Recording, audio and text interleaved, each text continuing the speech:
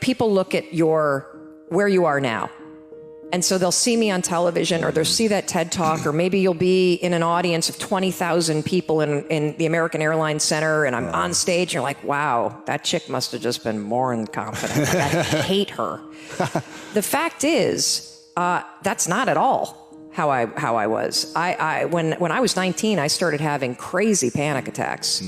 When I had our first daughter, who is now 17 years old, the postpartum depression was so bad that they put me on Ativan, which turns you into a zombie, and I could not be left alone with her.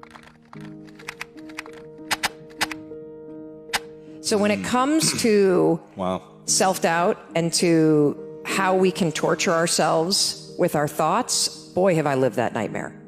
But the thing that's so difficult for most of us is how, when you're alone and you turn off this show, do you push through the excuses, the habits, the fears, and the actual physical constraints that you have in your life right now so that you can make the pivot? You cannot control what triggers you, and the fact that you may rise up with anger, you may rise up with self-doubt, you may have anxiety fill your body, but you can always control what you think and how you behave. And we spend way too much time trying to focus on manipulating how we feel about things, and not enough time practicing the skills of controlling your behavior and your thoughts. And a lot of us are sitting around waiting to feel ready, waiting to feel courageous, waiting to feel confident, waiting for the right time. And that's not ever coming. Ever. Ever. You're not going to change your life up here. You only change it through action. It's a losing bet to wait to feel ready. Because your body's not designed that way, and neither is your brain.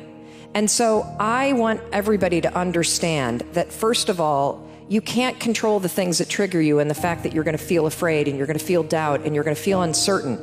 But you can always interrupt that feeling and take control in the moment and actually shift what you're thinking and shift how you behave. Like you think that you need to feel confident or courageous in order to get started. You don't. You actually just have to start, and that's the riddle of life. That lying in bed, hoping that you wake up some morning motivated to change, that's not the answer. You actually have to learn how to push yourself. You have to learn how to leverage the power of your decisions, and you've got to learn how to take action when you don't feel like it. Because every morning when I woke up, I did not feel confident. I felt like a loser. I felt like the world's worst parent. I felt like I had failed at every single turn. I did not know if Chris and I could pull out of this spiral. I did not know if we were going to go bankrupt and lose the house and move from our community. I did not know if our marriage would survive. I knew I wanted it to. And see, this is the knowledge action gap. You can know what you want. You can know what you should be doing. But how do you make yourself do it when the feelings and the motivation isn't there? When all you got is fear? And so every night I would lie in bed and I would say to myself, all right, that's it, Mel.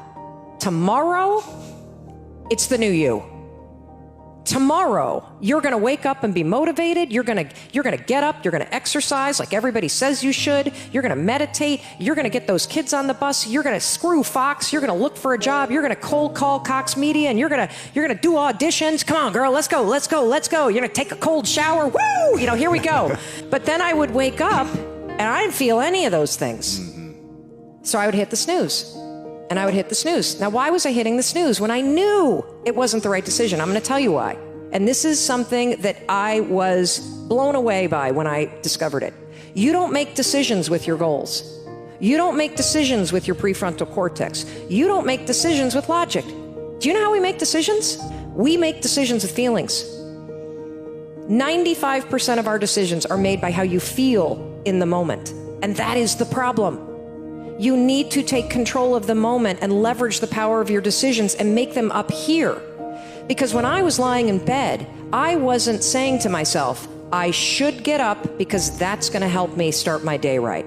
I was saying, do I feel like getting up? No, you don't. No. Do you feel like making that cold call? No, you don't.